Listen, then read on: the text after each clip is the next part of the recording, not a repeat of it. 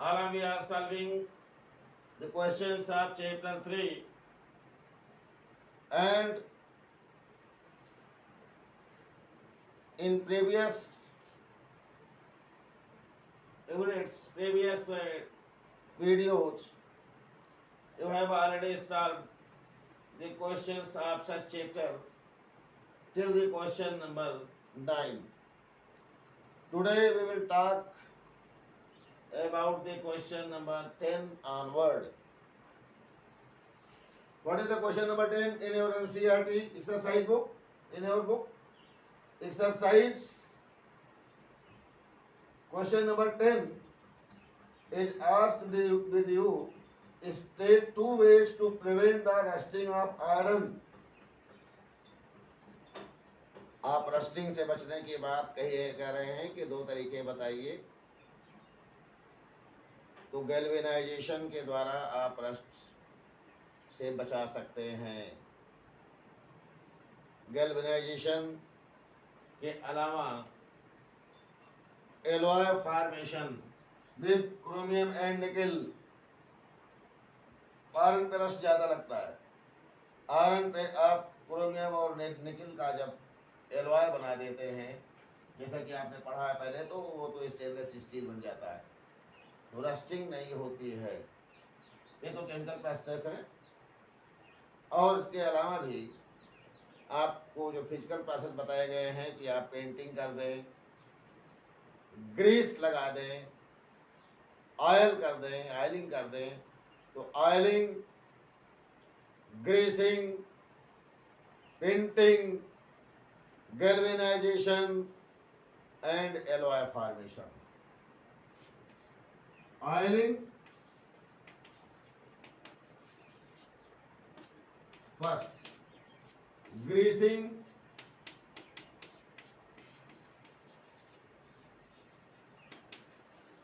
second,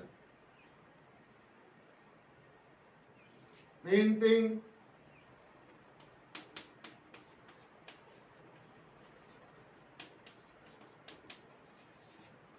third, fourth,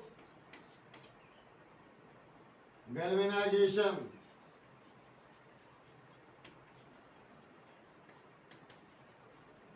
and fifth,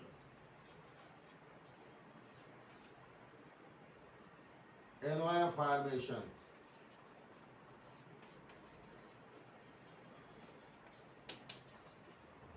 Etc. are the ways by which we can prevent rusting. लेकिन एक छोटी सी बात और भी बताते चले हम बच्चों को यहाँ पे, इस साल सीबीएसई बोर्ड ने कोरोजन और प्रिवेंशन फ्रॉम कोरोजन को बाहर कर दिया है,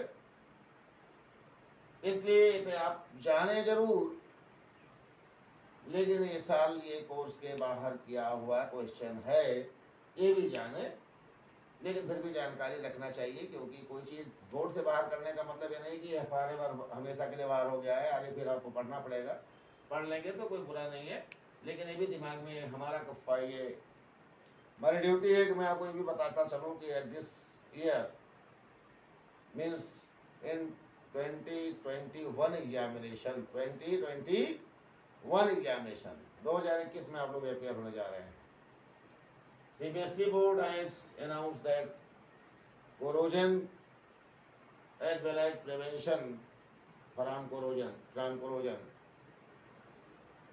is deleted.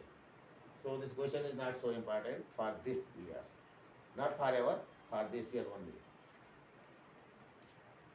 Question number 11. What type of oxide are formed when non-metals combine with oxygen? Non metals जब ऑक्सीजन से रिएक्शन करते हैं तो किस प्रकार के ऑक्साइड बनते हैं, ये क्वेश्चन नंबर 11 है आपका, तो ध्यान दीजिए। क्वेश्चन नंबर 11, नॉन मेटल जैसे सल्फर है, वो ऑक्सीजन से रिएक्शन करता है तो सल्फर डाइऑक्साइड बनता है, और ये सल्फर डाइऑक्साइड जब फिर से ऑक्सीडाइज होता है तो ये सल्फर ट्राइऑक्साइड बना देता है, और ये sulphur trioxide sulphur trioxide water के मॉइस्चर को एब्जॉर्ब कर लेता है तो सल्फ्यूरिक एसिड बना लेता है। और अगर हम सल्फर डाइऑक्साइड को ही डायरेक्ट बात करें तो सल्फर डाइऑक्साइड को अगर पानी के साथ ये मॉइस्चर को एब्जॉर्ब कर पाएगा तो H2SO3 बना लेगा। इस प्रकार से जो ये कंपाउंड बन रहा है इसका नाम सल्फ्यूरस एसिड है, इसका नाम सल्फ्यूरिक एसिड है, का नाम सल्फ्यूरस एसिड है, सल्फ्यूरस एसिड, और इसका नाम सल्फ्यूरिक एसिड है, सब बच्चे जानते हैं। तो देखिए यहाँ पर आप एक्शन विद सल्फर लिख दिए ऑक्सीजन का, तो आप देखिए इस प्रकार से सल्फर से आपको क्या मिल रहा है, एक नॉन मेटल है सल्फर, उसके साथ ऑक्सीजन से रिएक्शन कर रहा है तो आपको एसिड मिल रहा है, यानी कि एसिडिक कंपाउंड फॉर्म होता है जब नॉन मेटल से रिएक्शन कराई जाती है ऑक्सीजन की। इसके अलावा सल्फर के बाद भी अगर आप बात करिए कार्बन की, तो कार्बन की बात करने पर ये देखिए कार्बन है, और कार्बन की जब ऑक्सीजन से रिएक्शन कराते हैं आप तो कार्बन डाइऑक्साइड बन जाता है, और कार्बन डाइऑक्साइड, यही कार्बन डाइऑक्साइड जब पानी के साथ रिएक्शन करता है तो ये बनता है मॉइस्चर के साथ एब्जॉर्ब करके बन जाता है H2CO3, कार्बोनिक एसिड कहते हैं इसको, it is also acid, it is called as carbonic acid.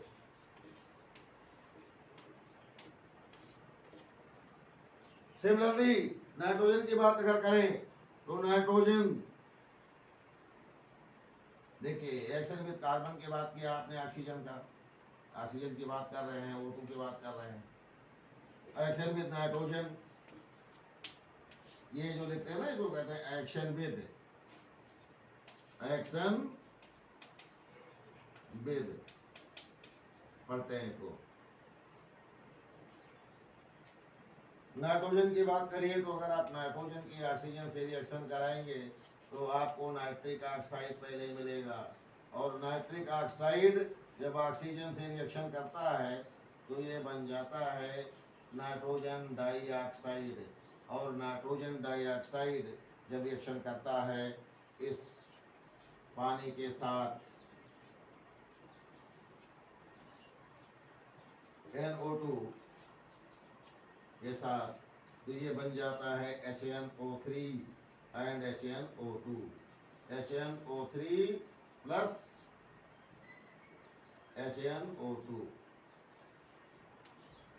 HNO3 को नाइट्रिक एसिड कहते हैं और HNO2 को नाइट्रस एसिड कहते हैं।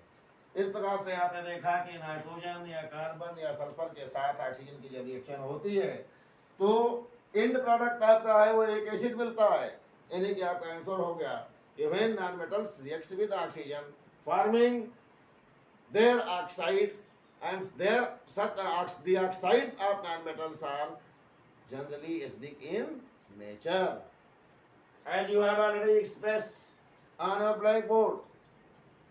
You have already obtained by further reactions that further acids are obtained when the non-metals are taking place with oxygen, taking place in chemical reaction with oxygen. And I think so, this question must be clear. And if any problem is being created, then you can ask without hesitation. And the questions are very interesting as well as important also. Interesting as well as important also.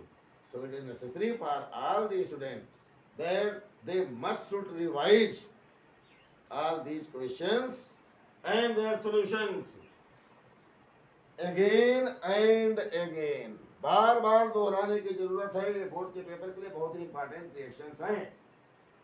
तो इस question के बाद अगले question को हम चूंकि question धीरे धीरे सॉल्व कर रहे हैं, आप लोग धीरे धीरे करके उनको तैयार करिए, और अगले क्वेश्चन को हम बताएंगे आपको अगले दिन, क्योंकि आप थोड़ा थोड़ा क्वेश्चन पहले दिमाग में बैठाते हुए चलिए, तो अगले दिन फिर मिलते हैं तो अगले क्वेश्चन के साथ।